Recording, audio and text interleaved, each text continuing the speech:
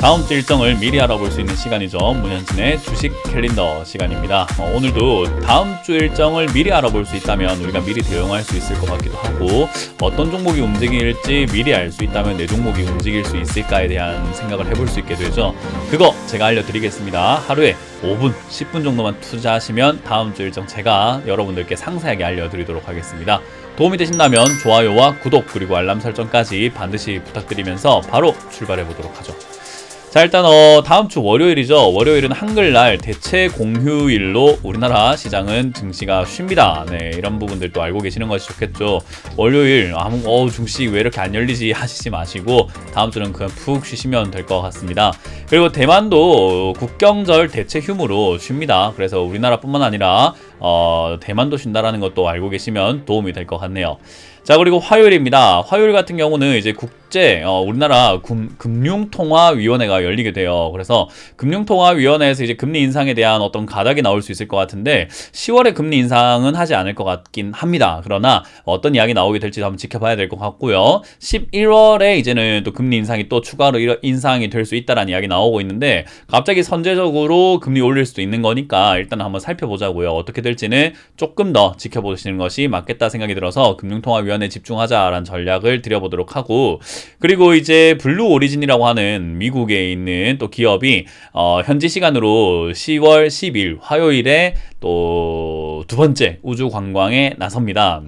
아무래도 우주 관광이 정말 먼 미래 같았는데 이제는 정말로 현실로 다가오고 있다는 것을 확인할 수 있는 부분인 것 같고요.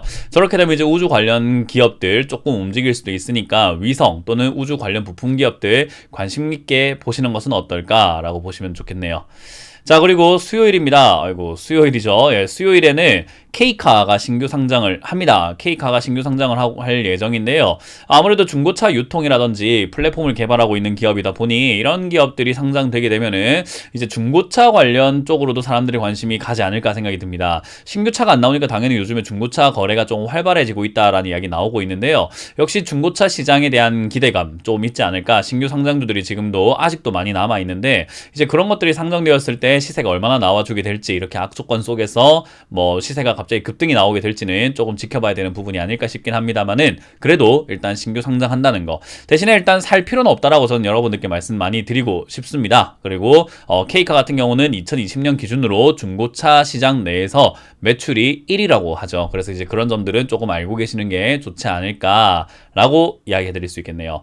자, 그리고 목요일입니다. 목요일은 딱히 큰 일정은 없었고요. 옵션 만기일이 있어요. 우리나라 옵션 만기일이 있습니다. 코스피 200 그리고 미니 코스피 200 선물 이런 쪽들이 다 옵션 만기가 일어나게 되고, 홍콩 증시가 휴장을 합니다.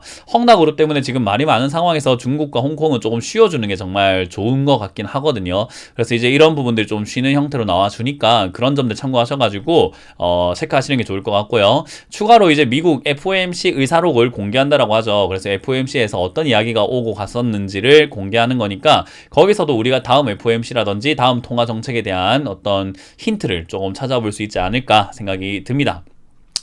자, 그리고 금요일입니다. 금요일은요, 네이버 클라우드에서 게임X 컨퍼런스를 개최한다라고 합니다. 10월 15일 오전 10시부터 게이머뿐만 아니라 게임 개발사까지 누구나 즐길 수 있는 컨퍼런스를 개최한다라고 하는데요.